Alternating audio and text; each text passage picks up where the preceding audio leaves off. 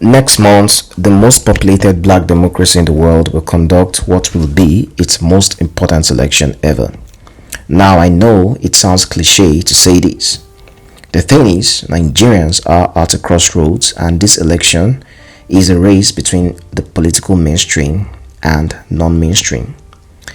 Elections in Nigeria are usually a Herculean task, from voter registration to the distribution of election materials at the various polling units across the country. Elections for Inec are a logistical nightmare. But that is no excuse because Inec has had 4 years to prepare for this.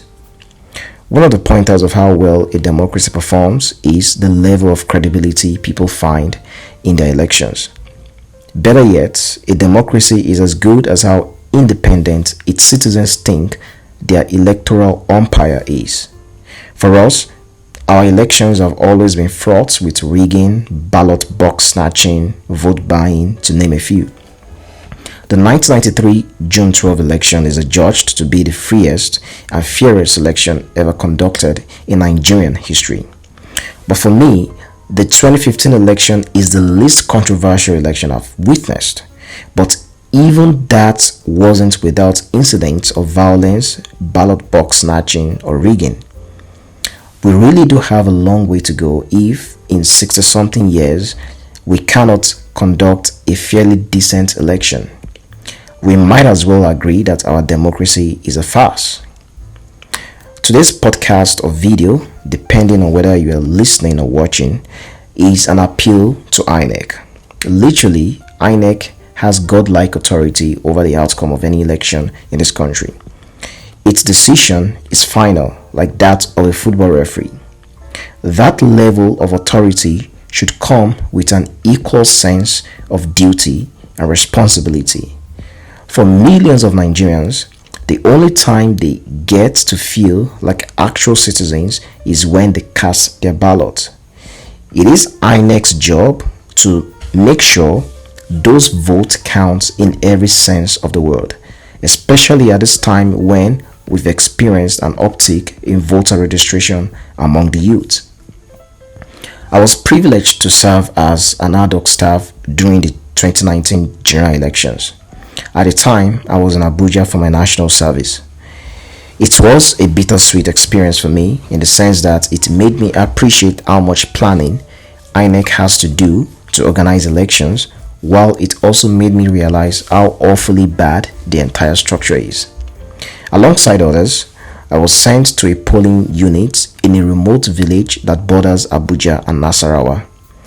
I'd never been removed from urban civilization before.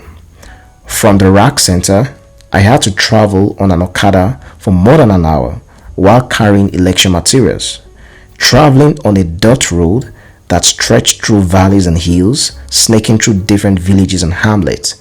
It took forever to reach our destination, and by the time we arrived, I was completely caked in dust.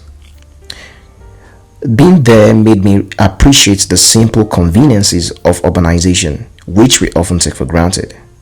While I was excited about the new experience, it immediately occurred to me that I was really alone in an unknown place. I had no access to electricity or the internet. That day, we didn't have any security personnel, and we were left by ourselves to maintain voter civility and decency. I should add that 2 police officers were around for the next election that took place the following Saturday.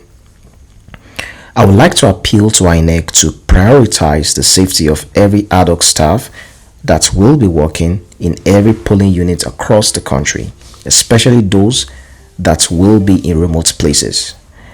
I understand that Nigeria is grossly underpoliced per capita, but it is absolutely inexcusable to make young men and women who serve their country feel vulnerable because of little to no police presence in their polling unit. We know how volatile electioneering can be in this country. As much as elections must take place, no one should have to pay with their life. My second appeal goes to ad hoc staff and INEC officials. There will be monetary enticement from party agents for you to tinker with the results in favor of a political party. While Inec has repeatedly assured that the bimodal voter accreditation system would prevent rigging, I urge that you don't circumvent this system because of a few bucks. One of the reasons Nigeria is corrupt is because of the refusal of many to refuse kickbacks. Again, it is absolutely important that elections are free and fair. It is also important that elections are seen as free and fair by the electorate. Even a stable democracy like America became extremely volatile during the Trump presidency when the election that ousted him was alleged to be rigged in favor of the Democrats. We saw how that led to his supporters storming the Capitol building on January 6, 2020. Nigeria isn't a special country in that regard.